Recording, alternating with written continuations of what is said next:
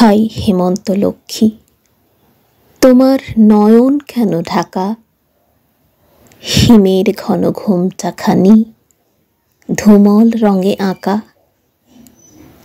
সন্ধ্যা প্রদীপ তোমার হাতে, মলিন হেরি কুয়াশাতে।